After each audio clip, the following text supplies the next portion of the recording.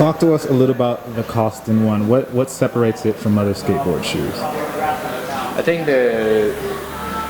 what's funny is I was thinking about this. I was thinking about it a lot lately, and it's not that it's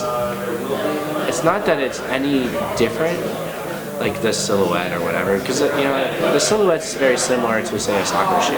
There's a lot of thin skate shoes in the market, but I think what makes it different is what we can put into the shoe, like the lunar story, the no-sew process, like constructing the shoe in that way.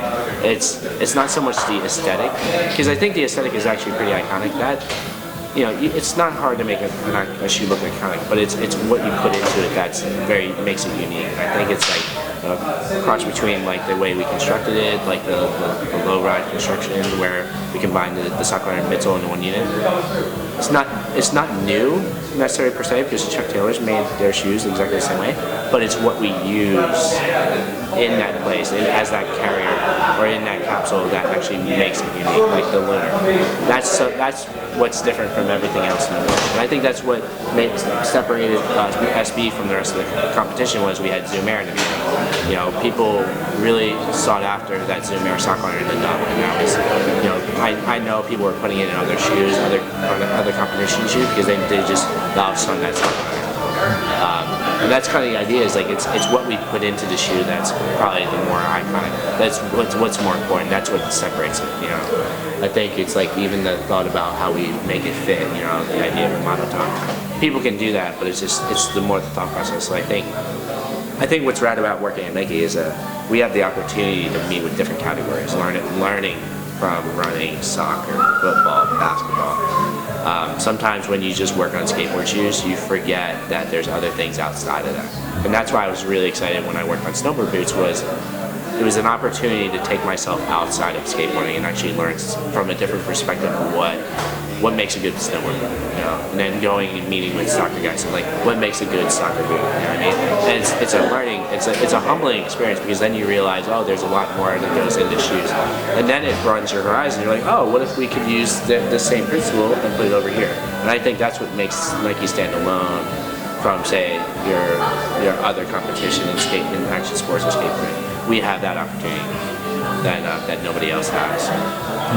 Can you speak to the durability? I know I heard you guys speaking earlier, and you were saying that you guys wanted to make sure that these were a little more resilient than most other skate shoes that are out on the market. For sure. So I have a part from the Zoom FP. So this is the structure. This is the skeleton of the shoe. So it's pretty much one piece with a little film that protects the toe.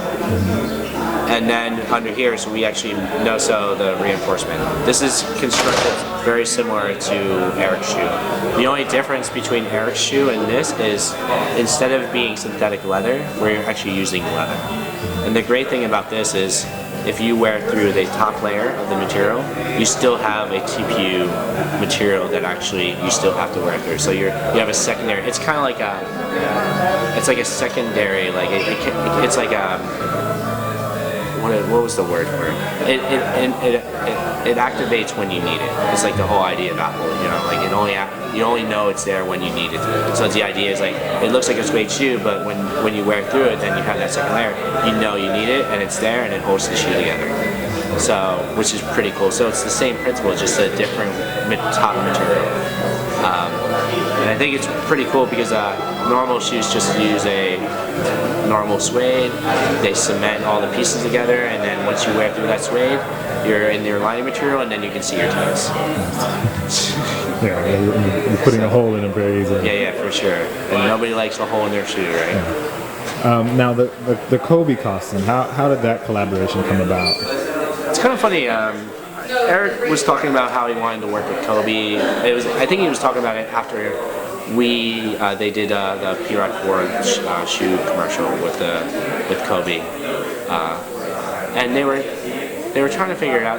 He's like, yeah, it'd be cool to do something with Kobe, and then nobody really knew. And then we started working on Eric's shoe, and then we were like, Hunter actually brought it up, and he was like, yeah, like why don't we do something with the Kobe, I'm like, yeah, that'd be kind of cool. And then we met with Leo Chang, the design director, footwear design director over there, and we just met with him. Like, hey, we have this idea. Like, what if we, did a little chop shop take on what the Kobe is and Eric. And like what's rad is they have similar stories, which is rad. So both trying to change the game, both live in LA. Eric's a huge Lakers fan. I mean, that dude's crazy with Lakers. It's so crazy. It kind of made sense. So like when we actually drew up the shoe, we were actually like, we drew up two versions, the Mamba one and the actual Kobe upper on the custom tooling.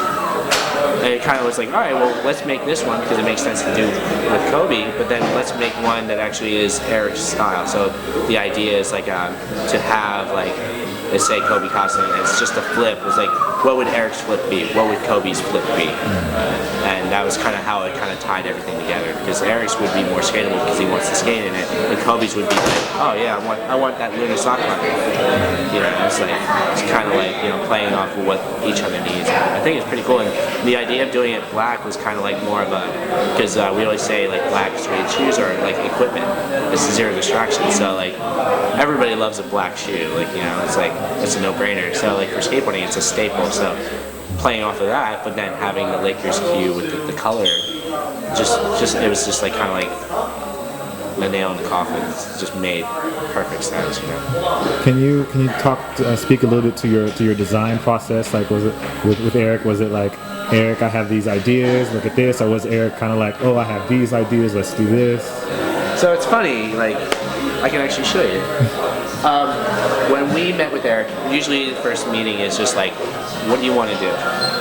And we talk about aesthetic. We're like, I want a thinner shoe. I want something that formed around my foot. He was wearing Janowski's at the time, and so he's like, I want something that kind of fits like that, but I want a sole that has a little bit more. It's a little bit flat. Like that works just like Janowski, but it's not a vulcanized sole. Let's try to do a cut sole. And he was wearing it on a pair of lunar races. He's like, oh, what do you think about that? He's like, oh yeah, it's sick. He's like, could we do something like that? And it was more like kind of like back and forth collaboration. I was like, yeah, let's look into it. And then we had the idea. I was like, let's try it out. And then it took us a while to figure out how to get it to work.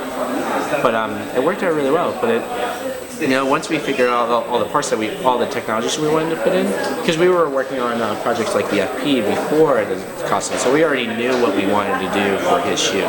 So when we were figuring out this Nesso process, he was like, yeah, it doesn't need to do like, because we already were on the same page, like, yeah, we need to do a suede version.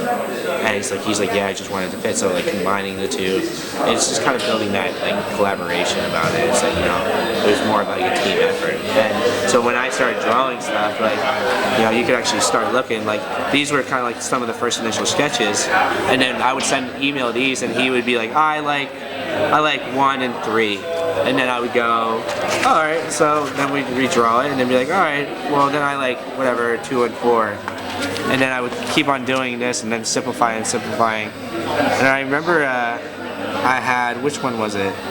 I think I was, actually no, it was this one. He's like, oh, what if you got rid of some of the stitching and actually simplified it? All right, cool.